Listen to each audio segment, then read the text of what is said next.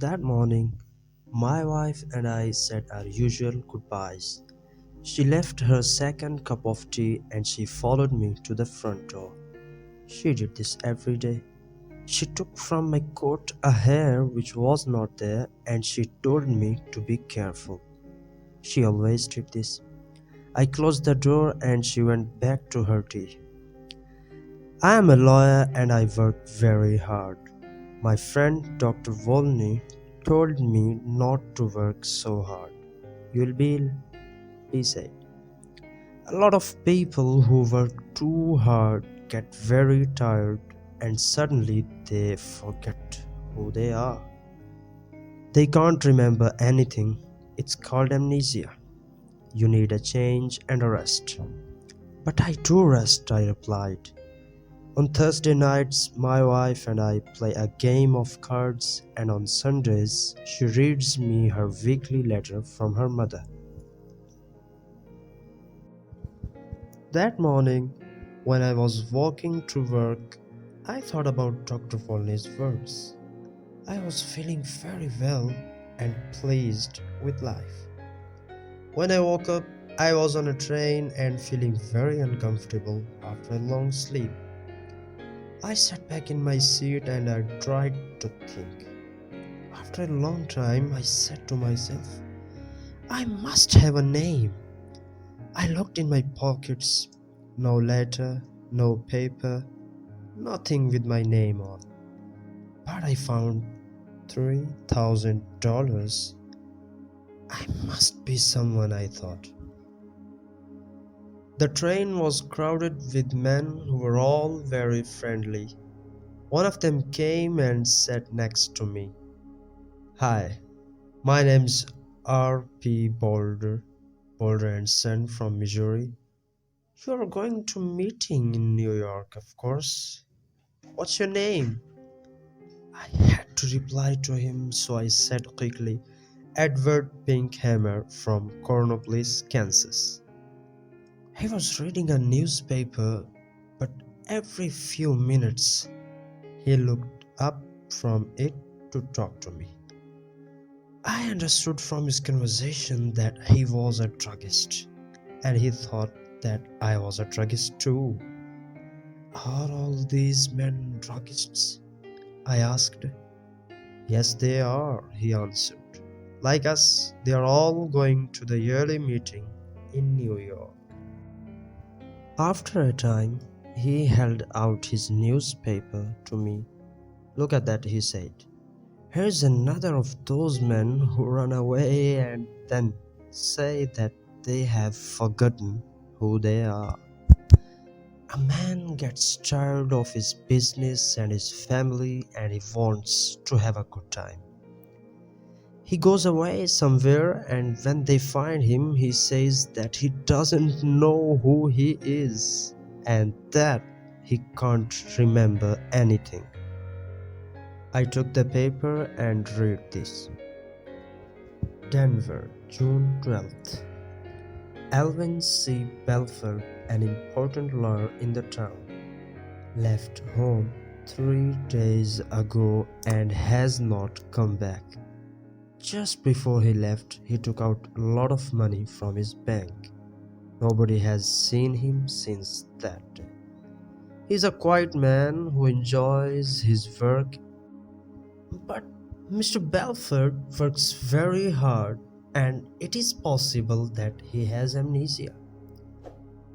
But sometimes people do forget who they are, Mr. Boulder, I said. Oh, come on, Mr. Boulder answered. It's not true. These men just want something more exciting in their lives, another woman, perhaps something different. We arrived in New York at about 10 o'clock at night. I took a taxi to a hotel and I wrote the name Edward Pinkhammer in the hotel book. Suddenly, I felt wild and happy. I was free. A man without a name can do anything. The young man behind the desk at the hotel looked at me a little strangely. I had no suitcase. I am here for the druggist's meeting, I said. My suitcase is lost. I took out some money and gave it to him. The next day, I bought a suitcase and some clothes and I began to live the life of Edward Pinkhammer. I didn't try to remember who or what I was. The next few days in Manhattan were wonderful. The theaters, the gardens, the music, the restaurants, the nightlife, the beautiful girls. And during this time, I learned something very important. If you want to be happy, you must be free. Sometimes I went to quite expensive restaurants with soft music. Sometimes I went to the river. One afternoon, I was going back into my hotel when a fat man came and stood in front of me. "Hello, Belford," he cried loudly. "What are you doing here in New York? Is Mrs. B with you?" I'm sorry, but you are making a mistake, sir," I said coldly. "My name is Pinkhammer. Please excuse me." The man moved away in surprise, and I walked over the desk. Behind me, the man said something about a telephone. "Give me my bill," I said to the man behind the desk, "and bring down my suitcase in half an hour." One afternoon, in one of my favorite restaurants on Broadway, I was going to my table when somebody pulled my arm.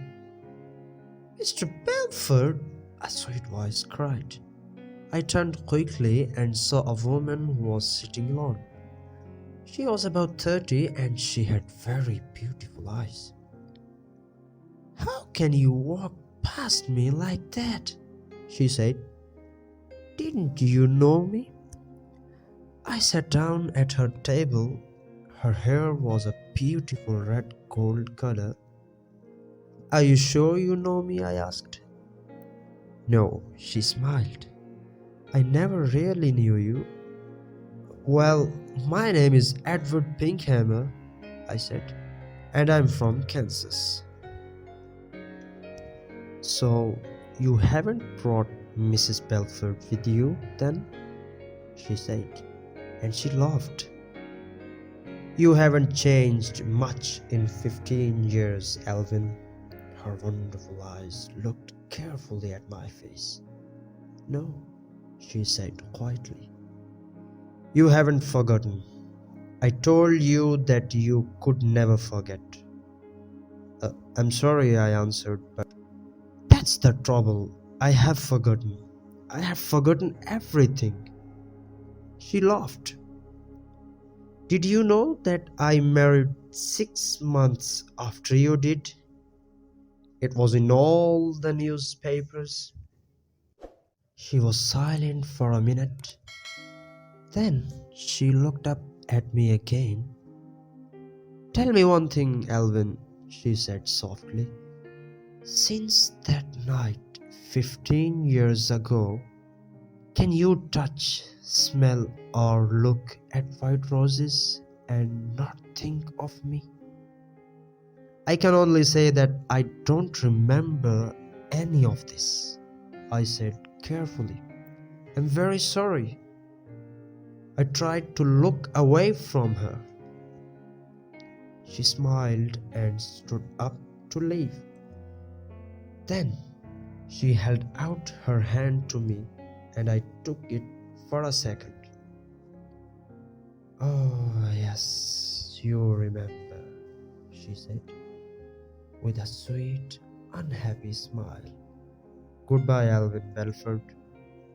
That night, I went to the theater, and when I returned to my hotel, a quiet man in dark clothes was waiting for me. "Mr. Pinkhammer," he said, "can I speak with you for a minute? There's a room here." I followed him into a small room. A man and a woman were there. The woman was still beautiful, but her face was unhappy and tired. I liked everything about her. The man, who was about 40, came to meet me. "Belford," he said, "I am happy to see you again. I told you that you are working too hard. Now you can come home with us. You'll be soon all right." "My name," I said, "is Edward Pinkhammer. I have never seen you before in my life." The woman cried out, "Oh, Alvin! Alvin! I'm your wife!" She put her arms around me, but I pushed them away. "Oh, Dr. Volney! What is the matter with him?" the woman cried. "Go to your room," the doctor said to her. "He'll be soon well again." The woman left, and so did the man in the dark clothes. The man, who was a doctor, turned to me and said quietly, "Listen, your name is not Edward Pinkhammer." "I know that," I replied, "but a man must have a name. Why not Pinkhammer?" "Your name," the doctor said, "is Alvin Belford. You are one of the best lawyers in Denver, and that woman is your wife." "She is a very fine woman," I said after a minute. "I love the color of her hair."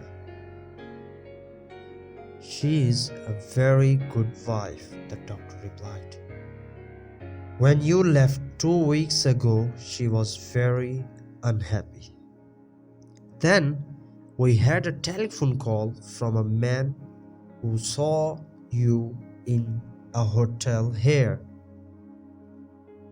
"I think I remember him," I said. "He called me Belford." "Excuse me, but who are you?" "I'm Bobby Volney.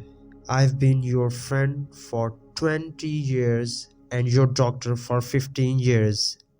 Alvin, try to remember." "You say you're a doctor," I said. "How can I get better? Does amnesia go slowly or suddenly?" "Sometimes slowly, sometimes suddenly." "Will you help me, Dr. Volney?" I asked.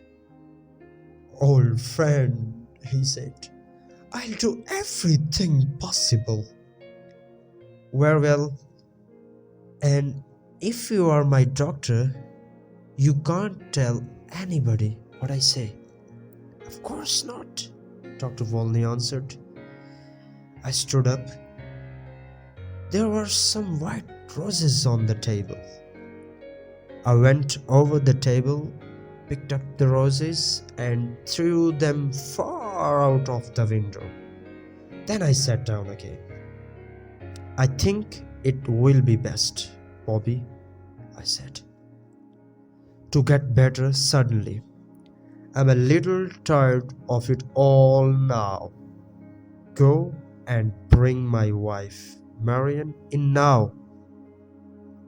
"But, oh, doctor," I said with a happy smile. "Oh my God. Oh my good old friend. It was wonderful."